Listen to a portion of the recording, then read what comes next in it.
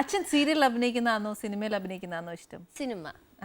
മോള് ക്രിട്ടിസൈസ് ചെയ്യോ അച്ഛനെ? ഓ, ഞാനും അമ്മയും ഒരുമിച്ചിരുന്നിട്ടാണ്. എന്റെ പൊന്നെ, അങ്ങനെ വരുമ്പോ ഞങ്ങൾ ഒരുമിച്ച് കൂട്ടായിട്ടിരുന്നിട്ടാ. അല്ല, ഇപ്പൊ മോക്ക് ഇഷ്ടം അച്ഛൻ ഫിലിമിൽ അഭിനയിക്കുന്ന ഇഷ്ടം എന്ന് പറഞ്ഞല്ലേ?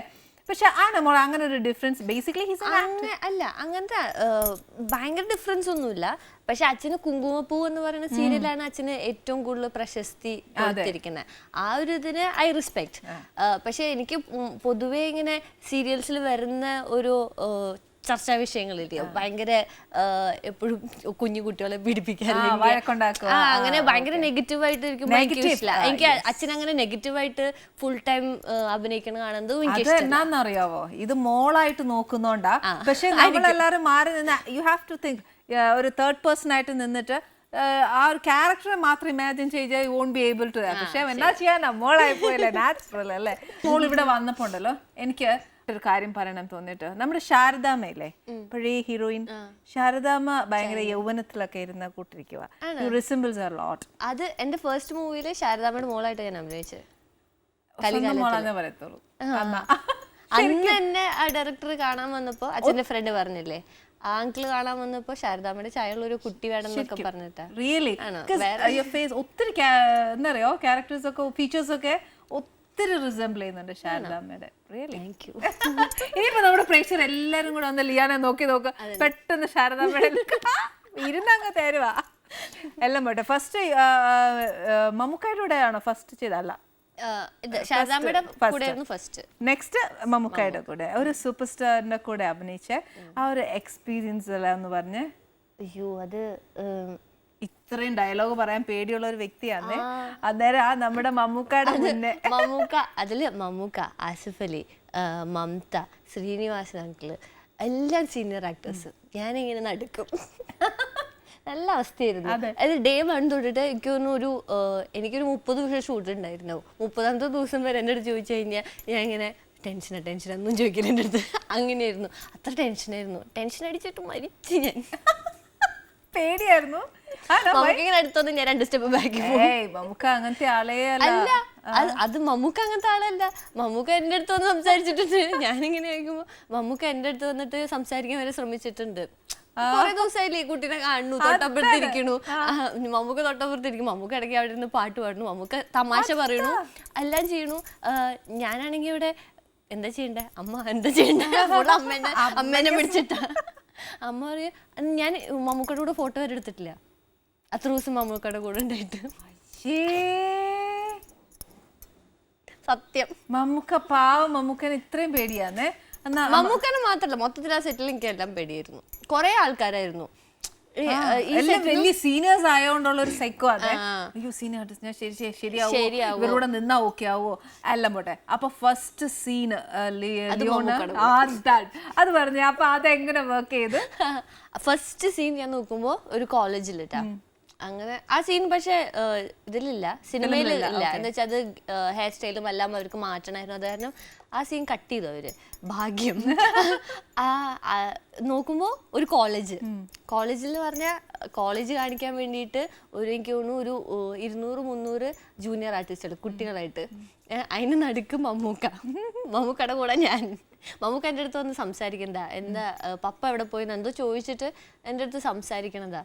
അപ്പൊ ഞാനാണെങ്കിൽ എനിക്കാണെങ്കിൽ കയ്യും കാലും ഓടുന്നില്ല, ഞാൻ എന്താ ചെയ്യുക, അമ്മേനെ നോക്കിയിട്ട് കാണില്ല, അമ്മൊക്കെ ഏതോ ഒരു ഭാഗത്ത് പോയിരിക്കുക. ഡയറക്ടർ വന്നിട്ട് ഇതാണ് സീൻ, ചെയ്തോ. ഞാനപ്പോ അയ്യോ അനുവേട്ട ചെയ്യാനോ. അപ്പൊ അങ്ങനെയായിരുന്നു, ഭയങ്കര ടെൻഷനായിരുന്നു. പക്ഷെ ആ സീൻ ഉണ്ടായിരുന്നില്ല. അല്ല അഭിനയിച്ചപ്പോ ഇല്ല, അത് പക്ഷെ 2 ടേക്കിൽ ഓക്കെ ആയി. അതെന്താ സംഭവം അറിയില്ല. അങ്ങനെ ഓക്കെ ആവില്ല പ്രശ്നമായിരുന്നു. എനിക്ക് ഞാൻ ചെയ്തത് ശരിയാണോ ഇല്ലയോ എനിക്ക് തന്നെ ഒരു കൺഫ്യൂഷനാ, മൊത്തത്തിൽ കൺഫ്യൂഷനാ. പക്ഷെ ആ ഒരു കോൺഫിഡൻസ് വരണം എന്നുണ്ടെങ്കിൽ you have to do a trick. എന്താണെന്നറിയാം നമ്മളൊരു ബീങ് ആൻ ആർട്ടിസ്റ്റ് ഞാൻ പറയുക, എന്നാന്ന് വെച്ചാൽ ഞാനൊക്കെ ചെയ്തുകൊണ്ടിരുന്ന സമയത്ത്, അഭിനയിച്ചുകൊണ്ടിരുന്ന സമയത്ത് നമുക്കൊരു സീൻ തന്നു കഴിഞ്ഞാൽ ഞാനത് നമ്മൾ പെർഫോം ചെയ്തിട്ട് നെക്സ്റ്റ് ലുക്ക് നമുക്ക് പോകുന്നത് ഒന്നെങ്കിൽ ഡയറക്ഷൻ്റെ ആയിരിക്കും അല്ലെങ്കിൽ ക്യാമറാമാൻ്റെ ആയിരിക്കും. ഇഫ് ദേ സേസ് ഓക്കെ, നമ്മൾ കോൺഫിഡൻ്റ് ആണ്. അങ്ങനെ ഒന്ന് വെച്ച് നോക്കൂ മനസ്സിലേക്ക്, അപ്പോൾ വി ആർ ഹാപ്പി. അല്ലെന്നുണ്ടെങ്കിൽ ടെൻഷൻ പിടിച്ചിട്ടേ നമ്മളെ ഉള്ള കോൺഫിഡൻസ് കൂടെ പോകും. കുഴപ്പമൊന്നുമില്ല അങ്ങനെ. ഇപ്പൊ എനിക്ക് at least I can judge my self. എങ്ങനെ ചെയ്ത് കഴിഞ്ഞാൽ എനിക്ക് ശരിയായിട്ടില്ല. ഈവൻ ഫീസ് ഡയറക്ടർ ഓക്കെ പറഞ്ഞാലും ഞാൻ ശരിയായോ അങ്ങനെ എനിക്ക് ചോദിക്കാൻ പറ്റുന്നുണ്ട് ഇപ്പോൾ. ആദ്യത്തെ പടം ഭയങ്കര സീനിയേഴ്സ് ഒക്കെ, ഐ മീൻ വെള്ളിമലയിൽ ഭയങ്കര സീനിയർ ആർട്ടിസ്റ്റ് ആയിരുന്നു, അതുകൊണ്ട് ഭയങ്കര പേടിയായിരുന്നു അല്ല എന്ന് പറഞ്ഞല്ലേ. പക്ഷെ ഇപ്പം ചെയ്ത ആൻ മേരി കലിപ്പില എന്നുള്ളത് മോടെ പ്രായത്തിലുള്ളവരാ മിക്കവരും. ആ സെറ്റിനകത്ത് യു എ കംഫർട്ട്? ഓയ്യോ ഭയങ്കര കംഫർട്ടബിൾ ആയിരുന്നു. കണ്ടോ അത് പക്ഷെ അത്ര ഗ്യാപ്പ് ഉണ്ടായിരുന്നല്ലോ. ജവാന വെള്ളിമല 2012 ചെയ്തതാ. It's almost 4 years now. അപ്പൊ ആ ഒരു കംഫർട്ടബിൾ ആയിട്ടുള്ള ഒരു ഫീൽ ഉണ്ടായിരുന്നു. പക്ഷെ മൊത്തത്തിൽ സെറ്റ് ഭയങ്കര കംഫർട്ടബിൾ ആയിരുന്നു. ഡിഫറൻസ് എന്ന് പറഞ്ഞാൽ നമ്മള് ഫസ്റ്റ് ഇനീഷ്യലി ഒരു സെറ്റ് പോകുമ്പോൾ, ഫസ്റ്റ് ഡേ പോകുമ്പോൾ നമുക്ക് ആരും അറിയില്ല. യു മൈറ്റ് നോട്ട് നോ ക്യാമറമാൻ്റെ കൂടെ വർക്ക് ചെയ്ത് എല്ലാവരും പുതിയ ആൾക്കാരായിരുന്നു. ഞാൻ ആരുടെ കൂടെ വർക്ക് ചെയ്തിട്ടുണ്ടായിരുന്നില്ല. ക്യാമറമാൻ, അസോസിയേറ്റ് ഡയറക്ടർ, അസിസ്റ്റൻസ്, എനിക്ക് പരിചയമുള്ള ആരും ഉണ്ടായിരുന്നില്ല. മേക്കപ്പ് മാൻ മാത്രം എനിക്കറിയാം, ബാക്കി ആരും എനിക്കറിയില്ല. അപ്പം അങ്ങനെ ഒരു സെറ്റിൽ പോകുമ്പോൾ നമുക്ക് എസ്പെഷ്യലി എൻ്റെ ഒരു സ്വഭാവം വെച്ചിട്ട് ഞാൻ അങ്ങോട്ട് പോയി സംസാരിക്കുന്നത് വളരെ കുറവാണ്.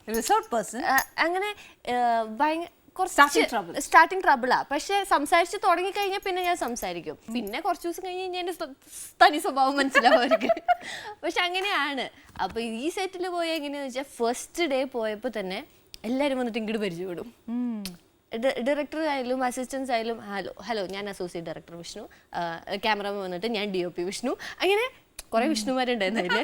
അപ്പൊ എല്ലാവരും വന്നിട്ട് ഇങ്ങോട്ട് സംസാരിച്ച് ഫുൾ കംഫർട്ടബിൾ ആയിരുന്നു. ഫസ്റ്റ് ഡേ തന്നെ ഫസ്റ്റ് സീനിൽ തന്നെ എല്ലാവരും അങ്ങോട്ടും ഇങ്ങോട്ടും അറിയാം, അങ്ങോട്ടും ഇങ്ങോട്ടും കംഫർട്ടബിൾ ആയി. അങ്ങനത്തെ ഒരു സെറ്റായിരുന്നു. പിന്നെ ടെൻഷൻ ഒന്നുമില്ല, ആരും അങ്ങോട്ടും ഇങ്ങോട്ടും ചൂടാവലില്ല. സാധാരണ സെറ്റിൽ പോയി കഴിഞ്ഞാൽ നമുക്കിങ്ങനെ അതെടുത്തേക്കണം ഇതെടുത്തേക്കണം അങ്ങനത്തെ ഒരു സംഭവം ഇല്ലേ, ഭയങ്കര ചൂടായിട്ടുള്ള ഒരു അങ്ങനത്തെ ഒരു സംഭവം ഉണ്ടായിരുന്നില്ല. എല്ലാവരും ഭയങ്കര കാമ ചിരിച്ച് കളിച്ച് അങ്ങോട്ട് എടുത്ത് വെച്ച് ഇങ്ങോട്ട് എടുത്ത് വെച്ച്. പക്ഷെ ടൈമിൽ ഷൂട്ട് തീരുകയും ചെയ്തു. നമുക്കൊരു ഇങ്ങനെ കുറെ നേരം വെയിറ്റ് ചെയ്യേണ്ടി വന്നില്ല. അങ്ങനത്തെ ഒരു ഇതുമില്ല. സീൻ തന്നു, സ്ക്രിപ്റ്റ് മുമ്പേ അയച്ചു തന്നു, അപ്പൊ നീ പ്രിപ്പയർ ചെയ്തോളാൻ പറഞ്ഞു. അപ്പൊ അങ്ങനെയൊക്കെ ഓക്കെ. ഈ ഒരു ഫിലിമിൽ അത്രയും കംഫർട്ട് ആയിരുന്നു. If next time you are going to work with Lal sir എന്നായിരിക്കും?